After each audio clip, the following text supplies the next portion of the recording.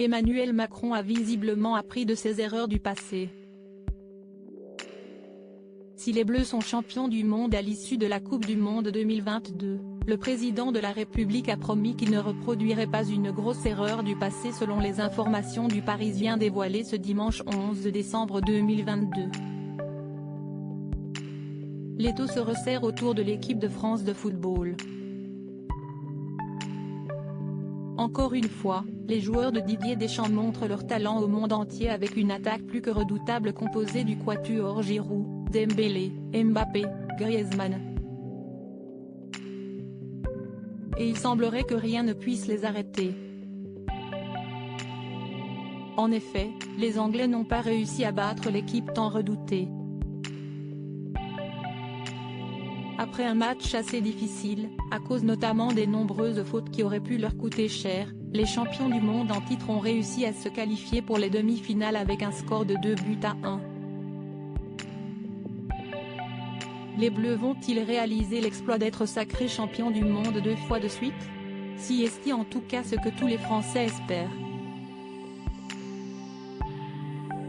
Et preuve que la compétition vient de prendre une toute autre tournure, Emmanuel Macron va faire le déplacement pour le prochain match comme il l'avait annoncé au micro de RTL au début de la compétition: si nous gagnons, j'irai en demi-finale et en finale. Un investissement qui ne se déroule pas seulement dans les tribunes. Durant la Coupe du Monde, Emmanuel Macron appelle très souvent Didier Deschamps afin de savoir comment l'équipe se sent mais surtout pour la féliciter après chaque victoire.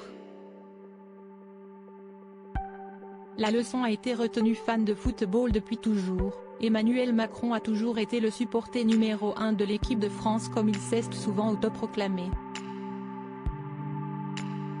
Le président de la République sera donc dans les tribunes mercredi prochain afin de soutenir les Bleus face au Maroc.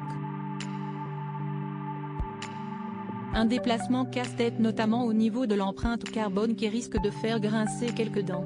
Si Emmanuel Macron compte autant sur la victoire, si est-il déjà pour le côté sportif en tant que tel, mais aussi pour la joie que cela procure aux Français comme l'a confié un proche, toujours dans le Parisien, d'autant plus avec la situation actuelle compliquée, un sentiment d'euphorie positive, de liesse populaire, un moment de joie, de communion, c'est toujours bienvenu. Et le président de la République compte bien rendre cette victoire au peuple français si les Bleus ramènent la coupe à la maison. En effet, contrairement à 2018 où la descente sur les Champs-Élysées avait été express, celle-ci sera beaucoup plus longue et ne sera pas écourtée, assure un ami. La leçon a été retenue. Il n'y a plus qu'à espérer maintenant.